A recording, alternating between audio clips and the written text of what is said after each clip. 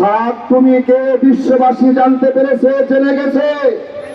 সাত তুমি ইহুদিদের দালাল, কথা বলেন ঠিক কিনা? কোটি কোটি টাকা ইসরায়েল থেকে নিয়ে বিশ্বের মধ্যে তুমি দ্বন্দ্ব সৃষ্টি করেছো। ওলামা একরাম থেকে সাধারণ জনগণকে ডিভাইডেড করেছো, কথা বলেন ঠিক কিনা? বাংলাদেশের একাধিক যারা সাতপন্থী আছে হুঁশিয়ার হয়ে যাও। 2018 সালে রক্তপাত করেছো, আমরা কিছু বলি নাই, কিন্তু 2024 সালে ঘুমন্ত ব্যক্তিকে হত্যা করেছ। এর প্রতিবাদ করার জন্য তোমাদের আর এই তাবলীগ জামাত করার অভিযোগ থাকে না, কথা বলে ঠিক কিনা? আমাদের মসজিদে যদি তোমরা ঢুকতে চাও, তোমরা আমাদের রক্ত নিয়ে অপবিত্র হয়েছ। ওই অপবিত্র থেকে পবিত্র মসজিদে আমরা ঢুকতে দেব না, কথা বলে ঠিক কিনা? সরকারকে জানাইতে চাই, অতিবিলম্বে এই যারা কাদিয়ানি গোষ্ঠী, ভারতের গোষ্ঠী যারা সাতপন্থী জাতি করছে, আমরা জেনে গেছি তারা ভারতের অন্তর্ভুক্ত হয়ে, কথা বলেন ঠিক কিনা? যারা দোষর ছিল 24-এ, যারা স্বৈরাচার ছিল, খুনি হাতিরা যারা স্বৈরাচার ছিল, লেজ গুটিয়ে সাত দলের অংশগ্রহণ তাবলীগ করতে, কথা বলেন ঠিক কিনা? আর সেই পথ নাই, এখন পথ একটাই, হয় তুমি তওবা করে আল্লাহর সঙ্গে কথা করো, নইলে তোমাকে বাংলা জমিন থেকে দখল করার জন্য লক্ষ হাজার টাকা খরচা করা হচ্ছে।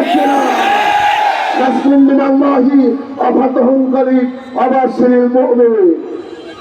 বর্তমান যুগে বাংলাদেশে যত ফিতনা আছে, তার মধ্যে সবচেয়ে বড় ফিতনা হলো জাল আমিরের ফিতনা। কে ইন্তেখাব করছে? সাহেব সাহেবরে, খোদ মুন্তাখাব হচ্ছে সাহেব সাহেব। আর এই আমিরকে, জাল আমিরকে সামনে নিয়ে এক জাহেল ইবনে জাহেল তথাকথিত মুফতি ফতুয়া দেয় যে সাহেব সাহেবের ইত্তেবা না করলে তার কতল করা ওয়াজে। সেই সূত্র ধরে টুঙ্গির বাজারে আলমে ফুলার 4 সাথীকে শহীদ করিয়া দেওয়া হয়। মেরে দোস্ত, শহীদের রক্তবিদা মাটিতে দাঁড়াইয়ে আমি বলতে চাই, শহীদের রক্তবিদা মাটির দাঁড়াইয়া বলতেছি, এই বাংলার জমিনে তথা বগুড়ার জমিনে সাতপন্থীদের জায়গা হবে না, হতে পারে না, আমার জায়গা। বাকি একটা কথা আরোপ করতেছি, আসছে বাংলায় আসছে।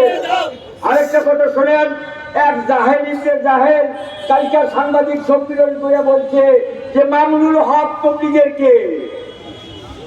আমি বলতে চাই, তবলিগ আলারাই বলে যেটা নবী এলাকা, আপনারা কোন নবী এলাকা? নবীদের বারিশ কারা? চালনরাই তো এই কাম নিয়ে জিম্মা করবে। ওই জাহেল ইবনে জাহেল শুনে রাখো, যারা 29 জনের মামলা দিকে একদম ধরে রাখছে আর ধরে না, তারাও শুনিয়ে নাও।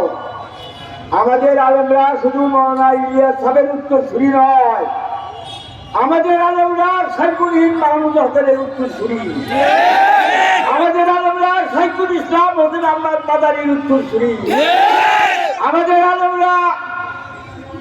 আলেমরা শহীদ ডাক্তার আব্দুল্লাহ আজমের উত্তরসূরি, আমাদের আলেমরা ওসামা বিন লাদেনের উত্তরসূরি।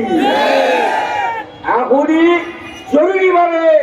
জরুরিভাবে ছাত্র অনুসারীকে নিষিদ্ধ করো, অন্যথায় আলেমরা কেমন করে নিষিদ্ধ করতে হয় তা জানি। ওয়াকিল দাওয়ানা আলহামদুলিল্লাহি রাব্বিল আলামিন। প্ল্যান করবে, কাজ বাস্তবায়ন করবে লেবার। তোমরা লেবারের দায়িত্ব পালন করতে গেছো, কিন্তু ইঞ্জিনিয়ারের ভূমিকা নিয়েছো সেখানে।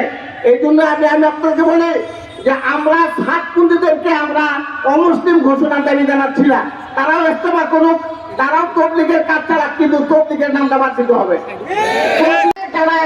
এটা অন্যায়, এটা সঠিক নয়, এটা ব্যাঠিক, এই দায়িত্ব আলিমদের। আর সাধারণ মুসলিমদের দায়িত্ব হইতেছে তারা অন্যায় দেখলে অন্তরে ঘৃণা করবে। আপনারা মুসলমানদের ইমানকে হেফাজতের দায়িত্ব নিয়ে যান এবং সরকারিভাবে তাদেরকে সন্ত্রাসী জামাত হিসাবে আখ্যায়িত করে এই দেশকে এবং এই দেশের মুসলমানদের ইমানকে আপনারা হেফাজত করেন।